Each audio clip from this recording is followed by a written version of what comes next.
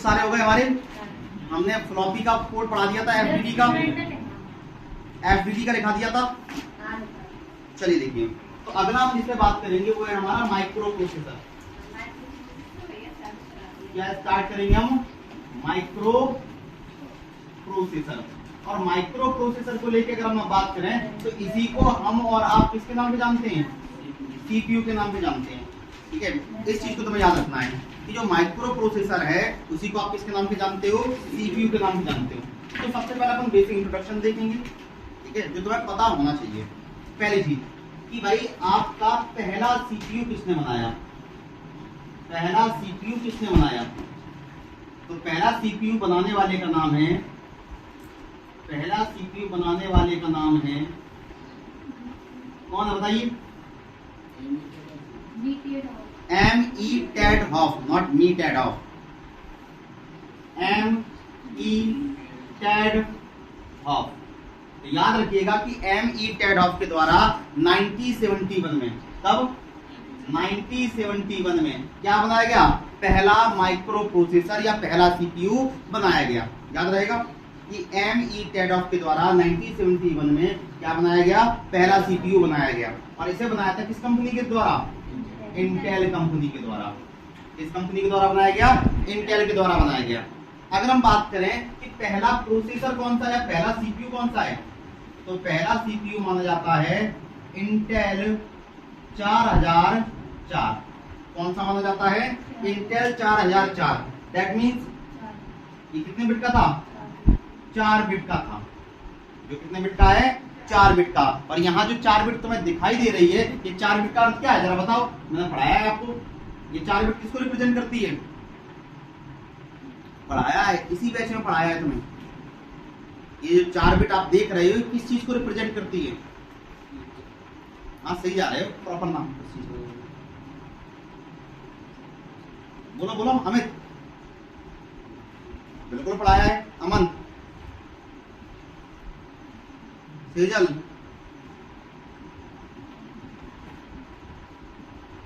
बोलिए। तो अगर याद आ रही हो तो हमने बोला था वर्ड लेंथ। क्या बोला था? वर्ड लेंथ बोला था। और हिंदी में इसकी जगह पर क्या मिलेगा? शब्द परास। याद आया कुछ? आया या नहीं आया? तो हमने क्या शब्द इस्तेमाल किया था? शब्द परास शब्द इस्तेमाल किया था, वर्ड लेंथ। याद आ रहा है कि नहीं आ रहा? चलिए तो बात करते हैं कि what do you mean by word length. Word length क्या होती है? तो अगर हम तुमसे कहें चलो ठीक है तुम्हें याद नहीं आ रहा तो वर्ड लेंथ की डेफिनेशन बताओ, याद भी कर लेते हैं साथ में। वर्ड लेंथ से क्या मतलब है? अब बताओ, बताया है तो बोल रहे थे वो है। हाँ, एक साइकिल में प्रोसेस किए गए डेटा की मात्रा। समझ में आया कि नहीं है? तो वर्ड लेंथ क्या बताता है? सीपीयू के द्वारा एक साइकिल में प्रोसेस किए गए डेटा की मात्रा। तो हमारा सीपीयू एक साइकिल में मतलब एक चक्र में कितना डाटा प्रोसेस कर सकता है, वह अमाउंट, वह मात्रा ही क्या कहलाती है? वर्ड लेंथ कहलाती है। तो पहला सीपीयू जब बना था ये कितने बिट का था? 4 बिट। मतलब यह एक साइकिल में कितना डाटा प्रोसेस करता था? 4 बिट डेटा प्रोसेस करता था। क्लियर हुआ कि नहीं हुआ? बात आई समझ में कि भाई पहला प्रोसेसर की कहानी तो यही है। अगर हम बात करें कि अगर ठीक है ये तो बेसिक इंफॉर्मेशन हो गई, अब बात तुमसे करी जाए कि यार सीपीयू को डिफाइन कैसे करोगे? What do you mean by CPU? तो सीपीयू वास्तविकता में है क्या? तो देखो यह एक सेमीकंडक्टर बेस्ड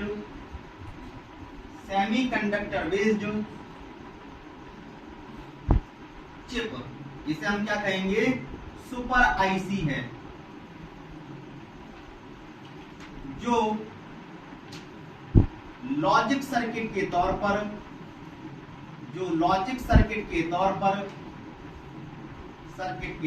पर यूज हो सकती है। साथ ही जिसमें हजारों लाखों ट्रांजिस्टर इंटीग्रेट हो। तो अगर हम आपसे डिफाइन करने कह रहे हैं, बात करें कि भाई डिफाइन तो करो, तो आप किस तरह डिफाइन करोगे? सीपीयू वास्तविकता में क्या है? तो यह वास्तविकता में एक सेमीकंडक्टर बेस्ड चिप या सुपर आईसी है जो लॉजिक सर्किट के तौर पर कार्य कर सकती है। तो लॉजिक सर्किट हमने आपको समझाया है। क्यों? लॉजिक सर्किट क्या होता है? बोलो, what do you mean by logic circuit? Generation में पढ़ाया था हमने आपको। लॉजिक सर्किट को डिफाइन तो करो यार, कम से कम क्या होता है लॉजिक सर्किट? कोई बताएगा? क्यों अमन? तो लॉजिक सर्किट का मतलब होता है वह हार्डवेयर कंपोनेंट या वह सर्किट जो डिसीजन मेकिंग एबिलिटी रखती है। याद करो, हमने बताया था क्या? Vacuum tube, transistor, IC, micro processor, ये सारे क्या हैं? लॉजिक सर्किट है जो डिसीजन मेकिंग एबिलिटी रखते हैं। तो एक ऐसी चिप जो क्या करेगी? डिसीजन मेकिंग एबिलिटी रखेगी, और जो किससे मिलकर बनी हुई है? ट्रांजिस्टर से मिलकर बनी हुई है। किससे मिलकर बनी है? ट्रांजिस्टर से। उसी को क्या कहा गया? सीपीयू कहा गया या माइक्रो प्रोसेसर कहा गया। इतना समझ में आया? अब अगला सवाल जो यहां से निकल के आता है, ठीक है, आपकी आईसी लगभग इस साइज की होती है, इस साइज की आपकी जो आईसी होती है या फिर आपका जो माइक्रो प्रोसेसर होता है वो लगभग इस साइज का होता है। और इतने से प्रोसेसर में हमने हजारों लाखों ट्रांजिस्टर लगा रखे हैं। तो भाई लगे कैसे हैं और लगाने की पद्धति क्या कहलाती है? समझ में आया कि नहीं है? यहाँ स्पेसिफिक बोला कि हजारों लाखों ट्रांजिस्टर इंटीग्रेट किए गए। भाई कैसे किए गए? तो यहाँ पर एक टर्म पढ़ा जाएगा, क्या? इधर देखो, ट्रांजिस्टर्स को इंटीग्रेट करने के लिए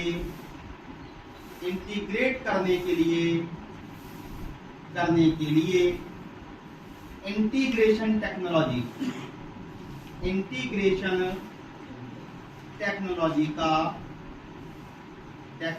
का यूज होता है। ठीक है, तो अगर हम कई सारे ट्रांजिस्टर्स को एक छोटी चिप पर लगा पा रहे हैं तो इसके लिए हम किसका प्रयोग करेंगे? इंटीग्रेशन टेक्नोलॉजी का यूज करेंगे। किसका इस्तेमाल करेंगे? Integration technology. तो इंटीग्रेशन टेक्नोलॉजी क्या है? ट्रांजिस्टर्स को छोटा करके मिनिमाइज करके एक सर्किट पर लगाने की तकनीक या पद्धति क्या कहलाती है? इंटीग्रेशन टेक्नोलॉजी कहलाती है। अगर कोई व्यक्ति तुमसे पूछे कि what do you mean by integration technology, क्या होता है, तो इसका अर्थ है ट्रांजिस्टर्स को छोटा करके एक सिंगल सर्किट बोर्ड पर या चिप पर लगाने की तकनीक क्या कहलाएगी? इंटीग्रेशन टेक्नोलॉजी कहलाएगी। और ये मुख्यतः 5 प्रकार की है। कितने प्रकार की है? 5 प्रकार की। और ये सवाल बनते रहे पेपर में। कौन कौन सी? जरा देखो, एक होती है SSI, एक होती है MSI, एक होती है आपकी LSI, एक होती है आपकी VLSI और एक होती है आपकी ULSI। ये नाम कितने लग रहे हैं? SSI, MSI, LSI, VLSI and ULSI। ये कितने लग रहे हैं? तो इनके फुल फॉर्म पूछे जाते हैं। तो SSI मतलब small scale integration, small scale integration. MSI मतलब medium scale integration. Same LSI large scale integration. VLSI मतलब very large scale integration and ULSI मतलब अल्ट्रा लार्ज स्केल इंटीग्रेशन। इतना समझ में आया? तो यहां से आपने क्या सीखा कि भाई आपके 5 प्रकार के इंटीग्रेशन होते हैं, लेकिन एक समस्या पैदा हो जाती है। क्या? ये 5 प्रकार के इंटीग्रेशन तो हैं, लेकिन इन 5 का इस्तेमाल माइक्रो प्रोसेसर या सीपीयू में नहीं होता। जरा देखते हैं इसको भी।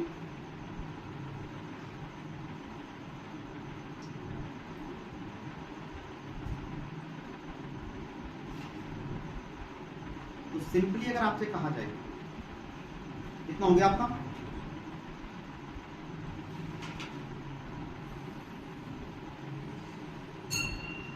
कितना हो जाएगा बताओ ना।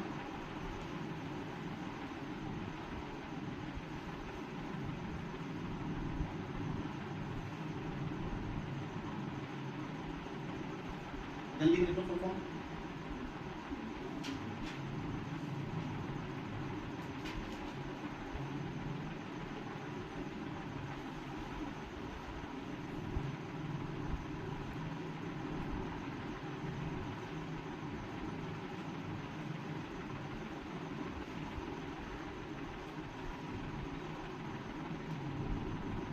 रुकेंगे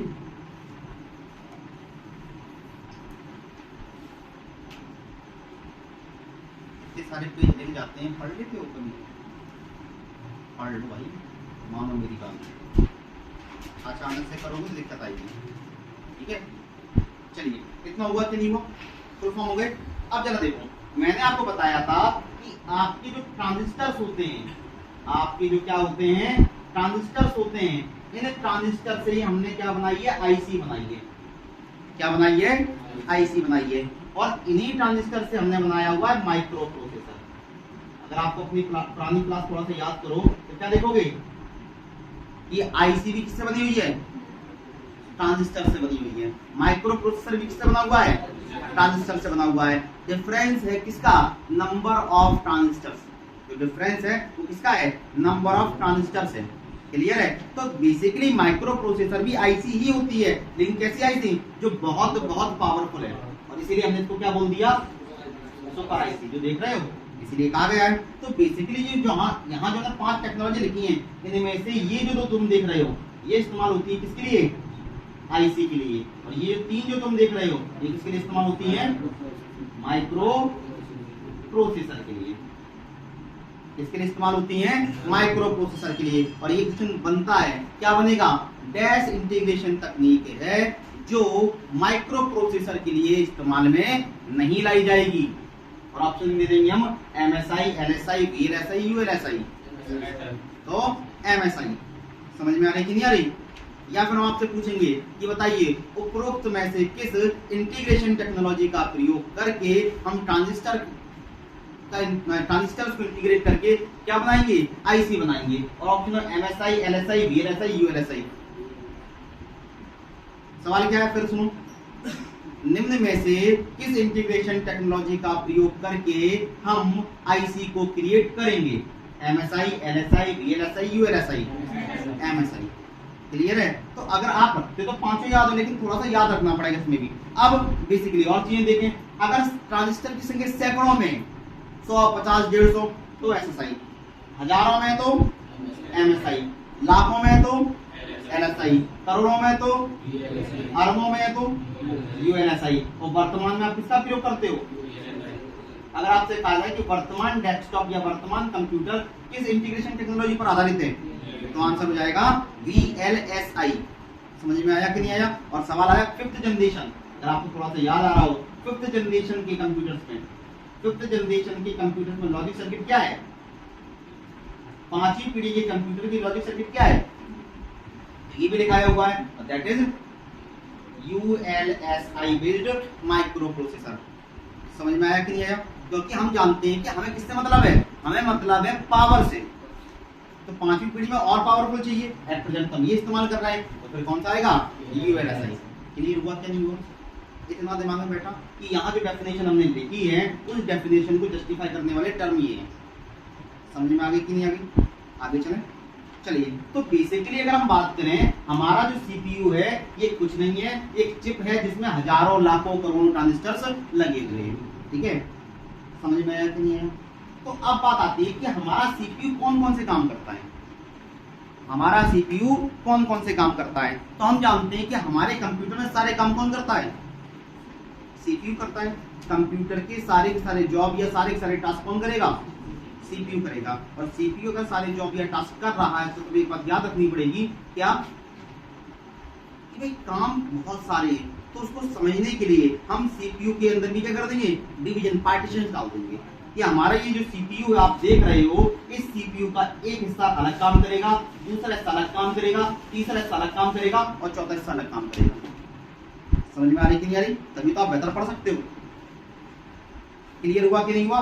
तो हमने क्या किया कि हमारा जो सीपीयू होता है, हमारा जो सीपीयू होता है, इस सीपीयू के हमने 3 भाग कर दिए। कितने भाग कर दिए? 3 भाग।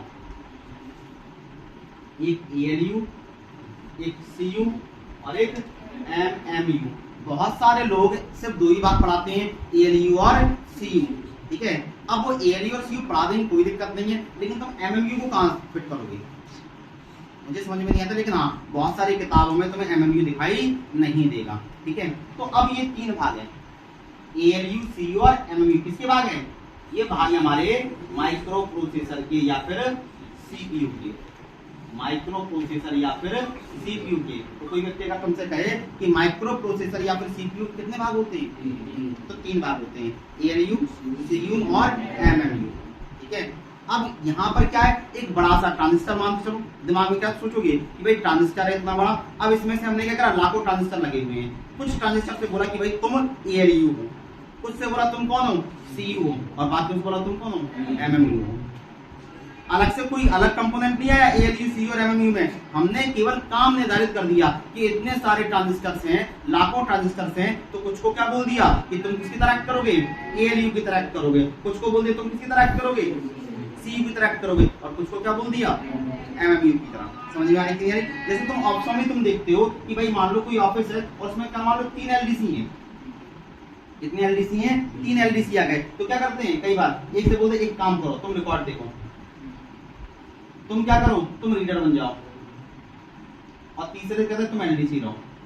कई बार करते हैं ये चीज। एक ही ऑफिस में 3 एलडीसी या सेम पोस्ट है, इन तीनों को अलग काम दे देते हैं। ये तो होता है। तो बात बेसिकली क्या है, चीज तो वही है, बस तीनों के काम अलग अलग है। तो यहाँ पर भी हमने क्या करा, हमारे माइक्रो प्रोसेसर में काम बांट दिए। फिजिकल तौर पर हार्डवेयर के लेवल पर कोई भी अलग से कंपोनेंट नहीं है। ये वही चीज है, ट्रांजिस्टर्स ही हैं, बस उनके काम अलग अलग है। क्लियर हुआ? तो बेसिकली कितने भाग हैं, 3। और ये 3 भाग करने वाले व्यक्ति का नाम क्या था, जॉन वॉन न्यूमैन।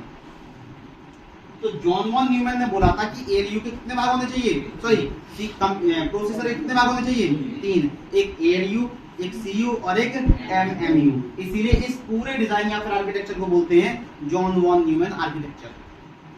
क्या बोलते हैं, जॉन वॉन न्यूमैन आर्किटेक्चर। इतना समझ में आया कि नहीं आया? तो हमने क्या देखा कि हमारा सीपीयू लाखों ट्रांजिस्टर से मिलकर बना हुआ है। फिर हमने इन्हीं ट्रांजिस्टर्स को एक ग्रुपिंग कर दी कि अलग अलग ग्रुपों के अलग अलग काम कर दिए, और वो कौन थे, एएलयू, सीयू और एमएमयू। ये डिवीजन करने वाला व्यक्ति कौन था, जॉन वॉन न्यूमैन। इसीलिए इस पूरे डिजाइन, इस पूरे आर्किटेक्चर को क्या बोलते हैं, जॉन वॉन न्यूमैन आर्किटेक्चर। ठीक है, ये चीज तुम पढ़ोगे। अगर तुम्हें तो कोई बीएससी कंप्यूटर साइंस कर रहा है, नहीं कर रहा, और कोई कर रहा होता तो उसको पहले ईयर में ही पढ़ने को मिलता। क्या मिलता, यही जॉन वॉन न्यूमैन आर्किटेक्चर को समझाइए। ठीक है, तो यही एक्सप्लेन करना पड़ता है, कोई अलग से रॉकेट साइंस थोड़ी है। पहले क्या होता था मैं आपको बताऊं, बहुत सारे लोग, इवन आज भी लोगों को क्या लगता है कि कंप्यूटर बोलेंगे, जो सीपीयू वर्ड जो देखते हैं ना, जो सीपीयू वर्ड, उन्हें लगता है सीपीयू मतलब जो डब्बा होता है, इस डब्बे के अंदर एएलयू, सीयू और एमएमयू होते हैं। बहुत सारे लोगों को क्या लगता है कि डब्बा है, उस डब्बे के अंदर एक एएलयू होता है, एक सीयू होता है, एक एमएमयू होता है। ऐसा कुछ नहीं है। यहाँ जो सीपीयू वर्ड है वो माइक्रो प्रोसेसर को रिप्रेजेंट करता है। तो एएलयू, सीयू और एमएमयू किसके भाग हैं, माइक्रो प्रोसेसर के भाग हैं। समझ में आया? आज भी कई सारे लोग इसी तरह से आपको दिखाएंगे, रिप्रेजेंटेशन यही करेंगे। स्टार्ट करिए, सीपीयू के कितने भाग होते हैं, 3 भाग होते हैं, एएलयू, सीयू और एमएमयू। तो उनका सीपीयू का किससे होता है, वो डब्बे से होता है।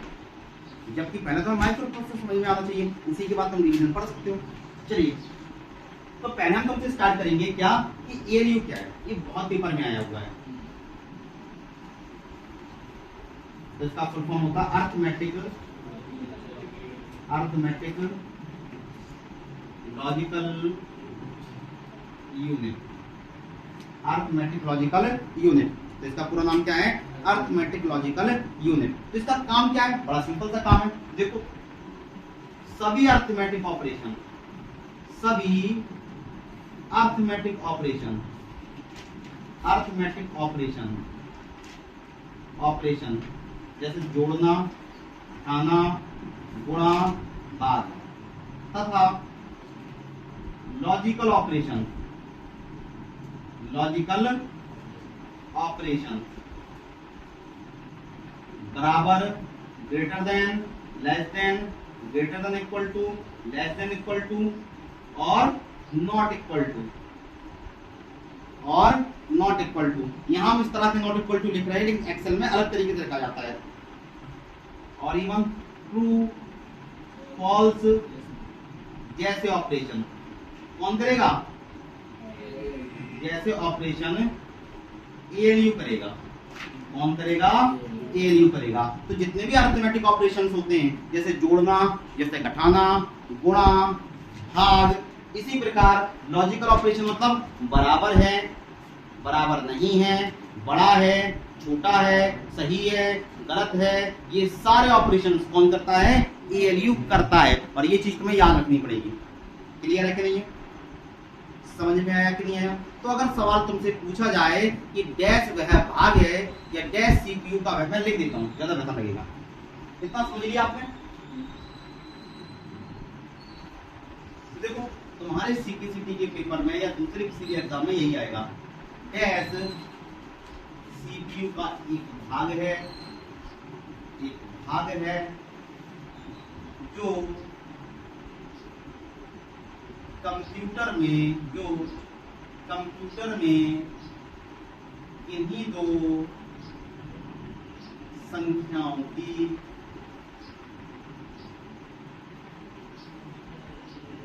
तुलना करेगा, तुलना करेगा। ऑप्शन में हम दे देंगे तुम्हें एएलयू, ऑप्शन में हम तुम्हें दे देंगे सीयू, ऑप्शन में हम तुम्हें दे देंगे रोम, ऑप्शन में हम तुम्हें दे देंगे कैलकुलेटर। ठीक है? अब ये एक सवाल हो गया। और लगभग यही भाषा इस्तेमाल की जाती है। जो पेपर का पैटर्न की जो लैंग्वेज है वो अप्रोक्सीमेटली इसी प्रकार की होती है। डैश सीपीयू का एक भाग है जो कंप्यूटर में किन्हीं दो संख्याओं की तुलना करेगा। तो कौन है? एएलयू होगा। कौन होगा? एएलयू होगा। समझ पा रहे हो? तो यहाँ पर आंसर क्या लगा दोगे? ALU, arithmetic logical unit. ठीक है? यदि हम इस तरह से पूछें, अगर मैं आपसे ये पूछूं तो इधर देखो, डैश यूजर को बताता है कि एक संख्या दूसरी संख्या के बराबर नहीं है। CU, ALU, register, RAM. अब क्या होगा? क्या होगा इसका आंसर? एएलयू होगा। कैसे होगा भाई?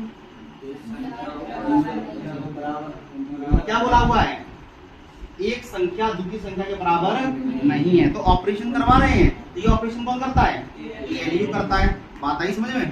दिमाग में बैठ रही कि नहीं बैठ रही? विष्णु जी क्लियर हुआ कि नहीं हुआ? कोई दिक्कत?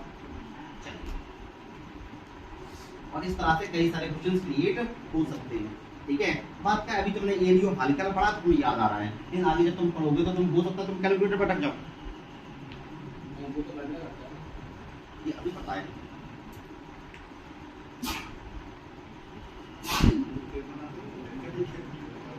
समझ में आ गई? ये एट प्रेजेंट तुम्हें पता है, लेकिन जैसे जैसे तुम पेपर की तरफ जाओगे तुम्हारे पास ये सारी इंफॉर्मेशन डायरेक्ट चली जाएगी। इसलिए जरूरी है कि छोटी छोटी बातें याद रखो। चलो अगला आता है सीयू। सीयू बड़ा क्रांतिकारी चीज है। सीयू का पूरा नाम है कंट्रोल यूनिट। कंट्रोल यूनिट का मतलब क्या है? नियंत्रण इकाई। हिंदी में जो शब्द मिलता है दैट इज नियंत्रण इकाई। नियंत्रण इकाई जानना जरूरी है, क्योंकि आप लोग ये इसमें कंफ्यूज हो जाते हो। कि नियंत्रण इकाई का अर्थ क्या है? तो पेपर तो आप हिंदी में देखते हो, बचपन की आदत, नहीं देखते हिंदी में? कितने लोग पेपर को अंग्रेजी में देखते हैं? क्या बच्चे हो आप लोग?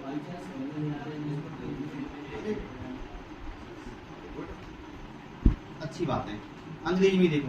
एमपी हाईकोर्ट में बड़ा फायदा मिलेगा, ठीक है? एमपी हाईकोर्ट का पेपर अंग्रेजी में आता है, कंप्यूटर का जो सेक्शन है उसमें आएगा, इंग्लिश में आता है, बड़ा सिंपल पेपर आता है। कीबोर्ड के आविष्कारक कौन है? कंट्रोल प्लस करती क्या करती है? सीरियसली याद नहीं कर रहा, ऐसे पेपर बनता है, बड़ा सिंपल सा बच्चों जैसा पेपर। क्या सीपीसीटी का पेपर जो भी बनाता है बड़ा इंटरेस्टिंग पेपर बनाता है, इससे तो हम बड़े सहमत हैं। पेपर वास्तविकता में बहुत अच्छा बनता है, स्टैंडर्ड बनता है, बस एक ही कमी है, इसका ट्रांसलेशन अच्छा नहीं होता। अगर पेपर अंग्रेजी में पढ़ो तो वास्तविकता में नंबर अच्छे आएंगे हमारे। चलो देखो, तो सीयू क्या करता है? देखो, इसके द्वारा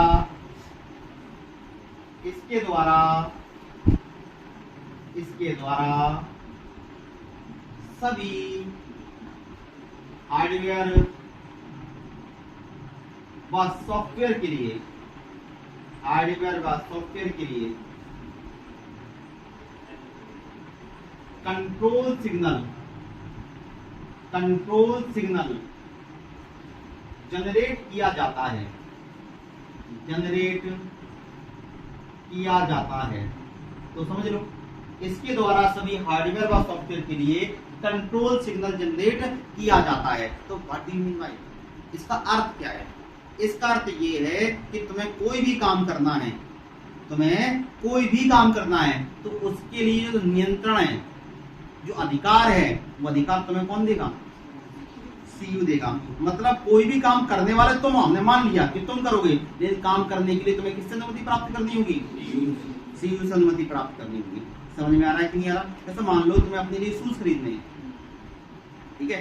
अब देख रहे कि 3,500 रुपए के शूज आ रहे हैं, तो वो खरीदने के लिए तुम्हें क्या करना पड़ता है? एक बार मम्मी से या पापा से या भैया से, जो भी तुम्हारे घर में बड़ा है, क्या लेनी पड़ती है? परमिशन लेनी पड़ती है। तो खरीद तुम रहे हो, इवन कई बार पैसे भी तुम्हारे हैं, पैसे भी तुम्हारे, लेकिन खरीदने के लिए क्या है? परमिशन। और अगर तुम बिना परमिशन के ले आए 3,500 के जूते, हो सकता है कि पहनने से पहले पड़ जाए। समझ में आ रही कि नहीं आ रही? क्लियर? कई बार ऐसा होता है कि हम लेके आए महंगी चीज, मेरे साथ बहुत होता है, हम थोड़ी सी कॉस्टली चीज लेके आए, ठीक है, और मुझे पता है घर में बताऊंगा तो वो चीज डाइजेस्ट नहीं होगी, पिटूंगा, उसकी रेट कम करनी पड़ती है, ठीक है? समझ में आ रही जी? ये आराम 6,000 6,500 की तुम चीज लेके आए, घर में आके तो 1,500 की करनी पड़ेगी। चलिए, इतना समझ में आया कि नहीं आया? तो सबके लिए कंट्रोल सिग्नल कौन जनरेट करता है? सीयू। इवन हार्डवेयर नहीं, सॉफ्टवेयर के लिए भी, ठीक है? तो अगर मैं एक सवाल पूछूं इससे रिलेटेड, जरा बताना, सीपीयू ए और बी दो संख्याओं को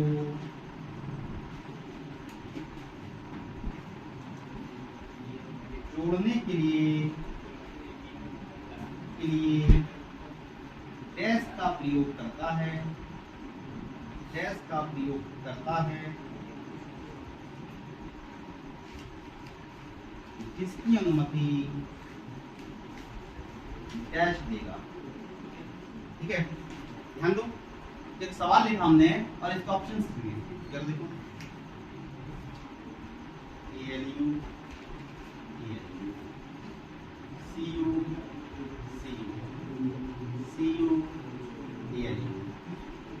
ALU, ठीक है? तो क्या आंसर इसका? कौन सा? D option. डी वाले कितने हैं?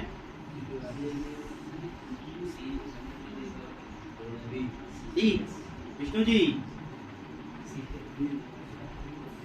डी अमित,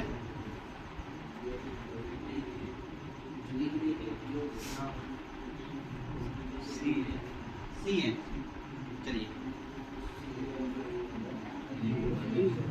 बोलिए डी, तो आंसर डी है। आंसर क्या है? डी। थोड़ा जरा सीपीयू ए और बी दो संख्याओं को जोड़ने के लिए पहले तो जोड़ना है, जोड़ने के लिए एएलयू का प्रयोग करता है। पता है ऑपरेशंस कौन करेगा? एएलयू का प्रयोग करता है। किसकी अनुमति? अनुमति कौन देगा? सी देगा। तो सवाल को समझिए, सवाल को समझना बहुत ज्यादा जरूरी होता है। समझ में आ रही कि नहीं आ रही? तो एक चीज बताते हैं, आगे तुम्हारे काम आएगा। नॉर्मली क्या लगता है कि हम और आपने देखा कि हमारा जो कंप्यूटर है वो ह्यूमन से बहुत ज्यादा इन्फ्लुएंस है, इंस्पायर्ड है। मानव की विचार प्रक्रिया से प्रेरित होकर ही कंप्यूटर बनाए गए हैं। ठीक है, अब हुआ क्या है कि कंप्यूटर तो बन गए, मानव भूल गया। परंतु मैं बता रहे हैं बोलने की स्थिति, कंप्यूटर में क्या होता है, कोई भी इंस्ट्रक्शन जो होता है वो इंस्ट्रक्शन इस तरह रन करता है। इंस्ट्रक्शन को रन होने के लिए प्रोसेस ना वो ये है, नंबर एक फैच, उसके बाद डिकोड और उसके बाद एग्जीक्यूट। समझना इस चीज को, कंप्यूटर में किसी भी निर्देश के रन होने की प्रक्रिया क्या है? ये है फैच, डिकोड, एग्जीक्यूट। फैच मतलब इंफॉर्मेशन कलेक्ट करना, डिकोड मतलब उसको ट्रांसलेट करना, और एग्जीक्यूट मतलब उसे रन करना। तो कोई भी निर्देश जब रन होता है तो इन 3 स्टेप से गुजरता है, फैचिंग, डिकोडिंग एंड एग्जीक्यूशन। ठीक है, क्लियर हुआ कि नहीं हुआ? तो जब भी कोई निर्देश जाएगा तो सबसे पहले क्या होगा? उसकी फैचिंग होगी, इंफॉर्मेशन कलेक्ट की जाती है, फिर उसे डिकोड किया जाता है, देन एग्जीक्यूट किया जाता है। समझ रहे हो? और इससे आप एक चीज सीखो कि किसी भी सवाल को सॉल्व करने का तरीका भी यही है। ठीक है, ये कंप्यूटर का है। अब तुम क्या करना चाहते हो? पेपर में क्वेश्चन सॉल्व करना चाहते हो तो हमेशा कोशिश करना है 3 स्टेप पे चलो। ठीक है, और बैच मतलब होता है रीड, सवाल को पढ़ो, रीड के बाद अंडरस्टैंड, क्या करो? समझो, देन आंसर। रियल में अगर आप चाहते हो कि आपके सवाल कम गलत हों तो आप इस पद्धति को फॉलो करो, पक्का फायदा मिलेगा, गारंटी है। कैसे? देखो, पहले सवाल पढ़ते हो, तुम्हारे साथ क्या होता है मैं बताऊं, तुम सवाल पढ़ते हो और पढ़ने के बाद सीधे जंप करते हो आंसर पे, और रीड के बाद अगर तुम आंसर करोगे तो इसे हम आंसर ना बोलकर तुक्का बोलेंगे। बिल्कुल, क्योंकि तुम्हें पता ही नहीं है कि पूछा क्या गया है। तो सवाल पूछा है अपने अपनी भाषा में और तुम्हें याद नहीं है भाषा में। अगर उसी भाषा में सवाल पूछा गया और जो तुम्हें याद है तो तुम आंसर सही लगा लेते हो, लेकिन अगर भाषा में थोड़ा सा भी डिफरेंस होता है तो तुम्हें दिक्कत आती है। तुम देखो सीधी क्वेश्चन तुम्हें क्यों गड़बड़ लगते हैं? मेन रीजन ये, तुम्हें पता नहीं है कि माउस का आविष्कारक कौन है, फिर भी माउस का आविष्कारक गलत करके आते हो। कंट्रोल प्लस F3 शॉर्टकट की का काम क्या है, फिर भी तुम पे गलत होती है। केस तुम्हें याद है, फिर भी तुम गलत करके आते हो। रीजन क्या है कि तुमने एक्चुअली सवाल की ट्रांसलेट ही नहीं किया। तो जब भी कोई सवाल पढ़ो, सवाल पढ़ने के बाद अपने आप से पूछो इसका अर्थ क्या है, कोई सामने वाले बंदे ने पूछा क्या है, अपने आप से पूछो। सवाल पढ़ो और पूछने का क्या देखो कि भाई कि पूछा क्या गया है, उसको अपनी भाषा में ट्रांसलेट कर लो कि सवाल किस बारे में है। और एक बार आपने ये कर लिया तो बहुत संभावना है कि तुम्हारे आंसर सही लगेंगे। तो तुम ट्राई करके देखो। ठीक है, अभी हम जरा सीपीयू पूरा करा लें, तुम्हारा टेस्ट लेंगे तो फिर तुम ट्राई करके देख सकते हो इस चीज को प्रॉपर। इस सवाल को पढ़ के सीधे आंसर पे जंप नहीं मारना है, 1 सेकंड रुकना है और अपने आप से पूछना है कि पूछा क्या गया है। क्लियर है कि नहीं है? और अगर तुम ये नहीं कर पाओगे तो समझना कि तुमने तुक्के मारे हैं, और 35-36 नंबर एक्चुअली थोड़ा तुक्के की होते हैं, समझ के नहीं होते, क्योंकि जो पढ़ के नहीं भी जाते उनके भी इतने नंबर आ जाते हैं। समझ में आई कि नहीं? जो बिल्कुल पढ़ के नहीं गए ना उनके भी इतने नंबर आ रहे हैं, तुम पढ़ के गए और तुम्हारे भी इतने नंबर आ रहे हैं। तो डिफरेंस कहाँ क्रिएट हुआ? एक्चुअली उन्होंने भी तुक्के मारे और तुमने भी तुक्के मारे। ये जो तुम्हें सीखना चाहिए वो तुमने सीखा ही नहीं है। सवाल को ट्रांसलेट करके अपने आप से पूछना कि पूछा क्या गया है। भाई इतने बड़ा टेक्स्ट लिखा हुआ है 4 लाइनों का, 4.5 लाइनों का, तो इन 4.5 लाइनों का मीनिंग क्या है 1 से 1.5 लाइन में? क्लियर हुआ कि नहीं हुआ? और ये जानना बहुत जरूरी है, और इस चीज को जान लोगे तो तुम्हारा फायदा मिलेगा। तुम टेस्ट में करके देखना, पेपर तक कौन देखे, प्रॉपर टेस्ट में करके देखना, तुम्हें इस चीज का फायदा मिलेगा। टाइम थोड़ा सा लगे क्योंकि प्रैक्टिस में नहीं है। तुम जब सवाल पढ़ते हो तुम सीधे आंसर पे जंप कर जाते हो। सवाल पढ़ा और सीधे ऑप्शन पढ़ लिए, और तुम क्वेश्चंस के ऑप्शंस को और आंसर्स को मैच कराने की कोशिश करते हो, सॉल्व नहीं करते। तुम मैचिंग करते हो, और ये दिक्कत आती है। तो बेहतर है कि समझ के आंसर लगाओ ना, गारंटी लगेगी। फायदा मिले तो अच्छी बात, लेकर जो करते आ रहे सदियों से दोबारा करना, बात ही समझ में।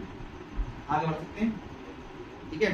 चलिए, तो अगला हमारा जो है वो क्या आएगा, तो CU समझ में आ गया, ALU और CU, और अगला है MMU। क्या है MMU? कितना लाएगा आपके पास?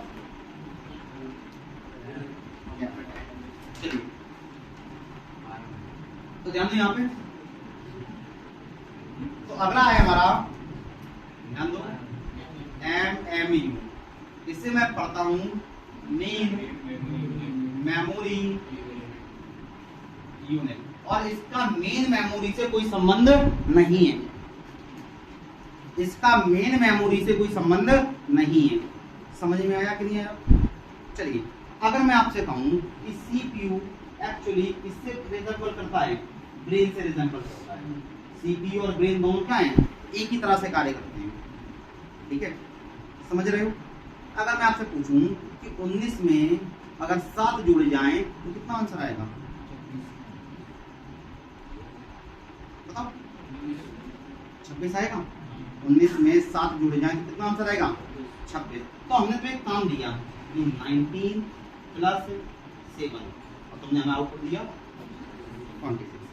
तो जरा बताओ कि जब मैंने तुम्हें एक इंस्ट्रक्शन दिया प्रोसेस करने के लिए, तो तुम्हारे दिमाग में 19 को, तुम्हारे दिमाग में 7 को, और तुम्हारे दिमाग में जोड़ने को, तीनों को याद रखा। और अब थोड़ी देर बाद जब हम बात करते रहेंगे ये चीज उड़ जाएगी। लेकिन जब तुम कर रहे थे, जोड़ रहे थे, तो तुम्हारे दिमाग क्या था, 19 भी था, 7 भी था, और जोड़ना भी था। तो जब तक ये तुम्हारे दिमाग में है तब तक तो तुम ऑपरेशन कर पाओगे, और अगर दिमाग में अगर स्टोरी ना हो तो ऑपरेशन हो पाएगा? तो तुम्हारा दिमाग किसी भी निर्देश पे जब काम करता है तो उस निर्देश को स्टोर कर लेता है, करता है, और जब तक प्रोसेस हो रहा है तब तक तो स्टोर है। कैसे दिमाग स्टोर हो गया, प्रोसेस नहीं हो पाएगा। समझ में आ रही कि नहीं आ रही? तो अगर दिमाग के साथ ये है कि किसी भी निर्देश को काम करने के लिए वो टेम्परेरी स्टोर करता है, तो CPU तो यही करेगा। तो CPU को भी क्या करना है, किसी भी इंस्ट्रक्शन को रन करना है, किसी भी इंस्ट्रक्शन को तो रन करना है, तो उसे क्या करना पड़ेगा, टेम्परेरी स्टोर करना पड़ेगा। टेम्परेरी स्टोर करना पड़ेगा कि नहीं करना पड़ेगा? इवन आउटपुट को भी टेम्परेरी स्टोर करना पड़ेगा। तो हमें क्या चाहिए, एक अस्थायी या एक टेम्परेरी मेमोरी चाहिए, जिस हमारे दिमाग में होती है, काम करते वक्त चीजें रहती है, उसके बाद छोड़ो। क्लियर हुआ कि नहीं हुआ? जब बाइक चलाते हैं तो बाइक चलाते हुए हमारा दिमाग चलता रहता है, कौन सी गाड़ी आ रही, कौन सी आ रही, लेकिन जैसे हम उस जगह को पास कर जाते हैं याद रहता है कि कौन से रंग की बाइक आई थी। लेकिन जब चला रहे तो ध्यान रहता है कि बाइक आ रही है, हो जाएगी। क्लियर है? तो उसी प्रकार हमारा CPU भी वर्क करता है। जब इंस्ट्रक्शन पे काम कर रहा है तो उस वक्त काम करने के लिए एक टेम्परेरी मेमोरी चाहिए, and that temporary memory is main memory unit. इसे हम बोलते हैं, क्या बोलते हैं, क्या बोलते हैं, रजिस्टर से बोलते हैं। इतना समझ में आया कि नहीं है? तो what do you mean by register? Register है क्या? तो सिंपल सी बात है, CPU के द्वारा किसी भी निर्देश को एग्जीक्यूट करने के दौरान उसे अस्थायी तौर पर स्टोर किया जाता है, और जहां स्टोर किया जाएगा उसी को क्या कहा जाएगा, रजिस्टर्स कहा जाएगा। ठीक है, अभी ये पक्की डेफिनेशन नहीं है, ये केवल समझने वाली है कि वास्तविकता में है क्या रजिस्टर। कि भाई जब भी CPU कोई काम करेगा, जब भी माइक्रो प्रोसेसर किसी इंस्ट्रक्शन पे काम करेगा, तो उसे क्या करेगा, टेम्परेरी होल्ड करेगा, और जहां टेम्परेरी होल्ड करके रखे हुए that is known as register. इतना समझ में आया कि नहीं आया? कोई दिक्कत? अच्छी बात। क्लियर? आवश्यकता समझ में आई कि भाई रजिस्टर की आवश्यकता क्यों है? क्योंकि किसी भी निर्देश पर तब काम कर पाओगे जब वो निर्देश और जब वो डेटा तुम्हारे पास रहेगा। दिमाग में रहेगा ही नहीं तो आउटपुट भी नहीं निकलेगा। अगर मैं तुमसे आज एक सवाल पूछूं कि बताओ 26 - 3 और छोड़ दें, और कल इसका आउटपुट पूछें, तो काफी सारे लोग बता ही नहीं पाएंगे कि हमने कल सवाल पूछा था, उसका आंसर क्या है। कारण ये सवाल तुम्हारे दिमाग में नहीं है, और जिसके दिमाग में रह जाएगा वो आंसर दे देगा। तो सिंपल सी बात है, एग्जीक्यूशन के लिए उसे टेम्परेरी होल्ड करना भी आवश्यक है। क्लियर है कि नहीं है? किसी भी चीज को अगर एग्जीक्यूट करना चाहते हो तो उसे टेम्परेरी होल्ड करना पड़ेगा। क्लियर हुआ कि नहीं हुआ? और ये चीज बहुत जरूरी है। अब आगे देखो, अब तुमसे पूछा जाए कि यार ये बताओ कि एमएमयू या मेन मेमोरी यूनिट बना किससे है? इसका बेसिक कंपोनेंट है क्या? इसका बेसिक कंपोनेंट क्या है? तो कोई बताएगा? क्या है, डंडा कहाँ है मेरा, हाँ क्या है, बेसिक कंपोनेंट क्या है इसके, एमएमयू किससे मिलकर बना है, ट्रांजिस्टर से मिलकर बना है। एक्चुअली इनका जो बेसिक कंपोनेंट है वो क्या है, ट्रांजिस्टर। शुरुआत वाली बात याद रखो मेरी, क्या बोला कि हमारे पास हजारों ट्रांजिस्टर्स थे, हमने बोला कुछ ट्रांजिस्टर से भाई पकड़ो, तुम क्या करोगे, एएलयू का काम करोगे, खुद से बोला तुम सीयू का काम करोगे, और बाकियों से बोला तुम किसका काम करोगे, एमएमयू का काम करोगे। तो वास्तविकता में सब है तो रजिस्टर्स ही, और कुछ तो नहीं है। हम केवल रजिस्टर्स का अलग अलग तरीके से प्रयोग कर रहे हैं। हमने तुम्हें अभी एलडीसी वाला एग्जांपल देके बताया कि 3 एलडीसी तुम्हारे ऑफिस में आए और तुमसे क्या बोल दिया गया कि एक बंदे का काम क्या है, रिकॉर्ड मेंटेन करना, एक व्यक्ति का काम क्या है, रीडर बन जाना, और एक को बोला कि तुम एलडीसी का काम करो। लेकिन है तो तीनों क्या, एलडीसी, बस काम अलग अलग हो गए। तो सेम यही चीज यहाँ पर आती है कि भाई तुम्हारे पास क्या, इसका जो बेसिक कंपोनेंट है वो है ट्रांजिस्टर। क्या है, ट्रांजिस्टर है। अब ट्रांजिस्टर्स का इस्तेमाल करना है तुम्हें किसके लिए, डेटा को टेम्परेरी होल्ड करने के लिए। तो तुम क्या करते हो, ट्रांजिस्टर्स को जोड़कर, ट्रांजिस्टर को एक सर्किट में जोड़कर क्या करोगे, इसे लिखना होती, 1 बिट डेटा स्टोर करोगे। तो क्या करा कि हमने कुछ ट्रांजिस्टर्स को जोड़कर सर्किट बनाई, और सर्किट की विशेषता क्या थी कि वो एक बार में 1 बिट डेटा स्टोर कर सकता है। ठीक है, तो हमने ट्रांजिस्टर्स का कॉम्बिनेशन क्रिएट किया, और कॉम्बिनेशन क्रिएट करके क्या किया, एक ऐसा कॉम्बिनेशन बना लिया, एक ऐसी सर्किट बना ली जो क्या करता है, 1 बिट डेटा स्टोर कर सकता है। और इसे हमने बोला क्या, फ्लिप। ये लिखना होती है, हम आपको पढ़ाएंगे, ठीक है, सही तरीके से, ये तो समझा रहे हैं। क्या बोला हमने कि हमने ट्रांजिस्टर्स को जोड़कर क्या बनाया, एक सर्किट बना ली, और उस सर्किट में कितना डाटा स्टोर हुआ, 1 बिट। ठीक है, अब हमारे पास तो हजारों ट्रांजिस्टर्स हैं, तो हम 1 बिट करके क्या बना लेंगे, हजारों फ्लिप फ्लॉप बना लेंगे। समझ में आया कि नहीं आया। तो इसी प्रकार हमने क्या देखा, मल्टीपल फ्लिप फ्लॉप का कलेक्शन, मल्टीपल फ्लिप फ्लॉप का कलेक्शन क्या बन जाएगा, रजिस्टर। अब बताओ, रजिस्टर की कैपेसिटी कभी जीबी में हो सकती है, रजिस्टर की कैपेसिटी कभी जीबी में हो सकती है, क्यों होगी, पहली बात तो हमारे पास ट्रांजिस्टर्स हैं, लाखों ट्रांजिस्टर्स हैं, और कई सारे ट्रांजिस्टर को जोड़कर हम 1 बिट बना पा रहे हैं। कुछ भी कॉम्बिनेशन कर लो, हम जीबी में नहीं जा पाएंगे। तो इनकी इस कैपेसिटी किसमें रहेगी, जस्ट ईबी में, किसमें रहेगी, ईबी में रहेगी। समझ रहे हो। तो बहुत सारे लोग लगता है भैया रजिस्टर बहुत सारे करने अपन तो, लेकिन नहीं हो सकता। रीजन क्योंकि ट्रांजिस्टर्स का कॉम्बिनेशन 1 बिट तो स्टोर कर पा रहा है। तो हमने क्या देखा, रजिस्टर किससे मिलकर बने, फ्लिप फ्लॉप से। फ्लिप फ्लॉप किससे बने, ट्रांजिस्टर से। तो बेसिकली अगर तुम्हें समझाएं यहाँ पर, तो कहानी देखे चली कि तुमने देखा कि रजिस्टर्स होते हैं, क्या होते हैं, रजिस्टर्स। रजिस्टर्स किससे मिलकर बने हैं, तो कहो फ्लिप फ्लॉप से मिलकर बने हैं। किससे मिलकर, फ्लिप फ्लॉप। फ्लिप फ्लॉप किससे मिलकर बने हैं, ट्रांजिस्टर। फ्लिप फ्लॉप किससे मिलकर बने हैं, ट्रांजिस्टर से। अब एक स्टेप और आगे जाते हैं। ठीक है, ट्रांजिस्टर किससे बने हैं, ट्रांजिस्टर्स किस चीज से मिलकर बने हैं, बोलो कैसे, माइक्रोप्रोसेसर। ट्रांजिस्टर से माइक्रोप्रोसेसर बना है ना, माइक्रोप्रोसेसर से ट्रांजिस्टर नहीं बनेगा।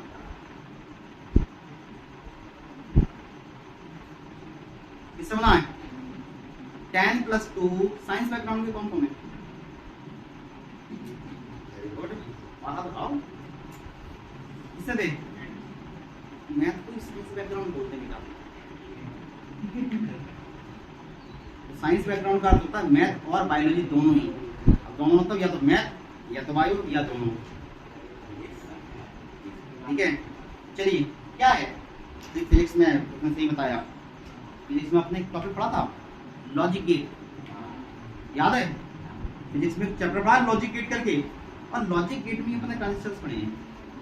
पहले लॉजिक गेट पढ़ते हैं और लॉजिक गेट के बाद ट्रांजिस्टर्स पढ़ते हैं। तो ट्रांजिस्टर वास्तविकता में किससे मिलकर बने हैं, लॉजिक गेट। पढ़ा नहीं है, और एंड, नॉर, एक्सॉर, नैंड पढ़े। तो यहाँ क्या देखा कि रजिस्टर्स फ्लिप फ्लॉप से मिलकर बनते हैं, फ्लिप फ्लॉप ट्रांजिस्टर से बनते हैं, और ट्रांजिस्टर एक्चुअली किससे मिलकर बने, किससे, लॉजिक गेट से। इतना समझ में आया कि नहीं आया? यहाँ तक कोई दिक्कत, कोई समस्या? आगे चलें। तो यहाँ पर अपन रजिस्टर्स को लिख सकते हैं थोड़ा सा। तो वास्तविकता में क्या है,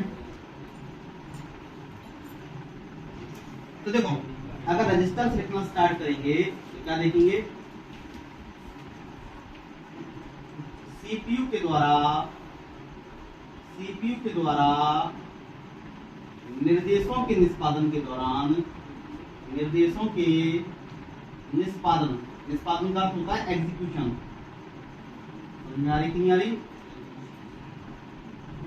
के दौरान सीपीयू के दौरान यूज होने वाली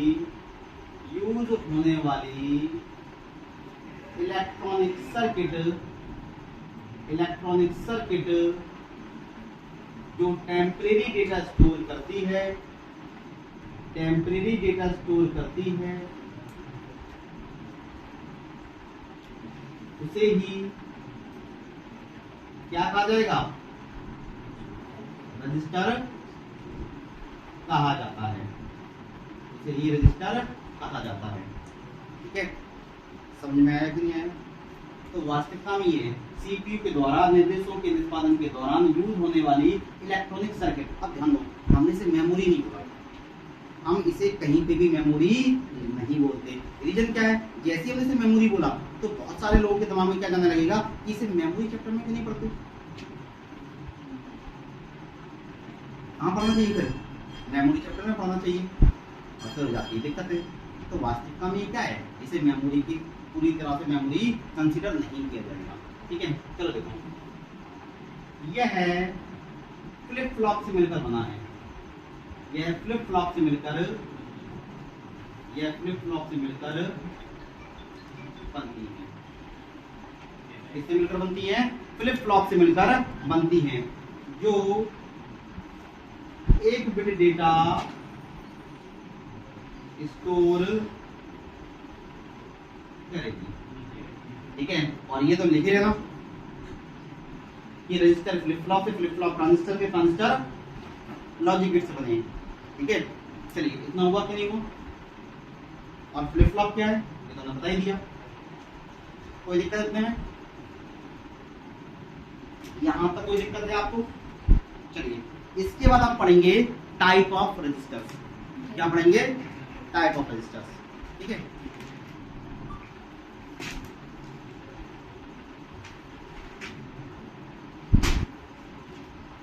तो देखेंगे हम कब, नेक्स्ट क्लास में। ठीक है, आज तो हो नहीं पाएगा, तो पढ़ेंगे कौन से नेक्स्ट क्लास में।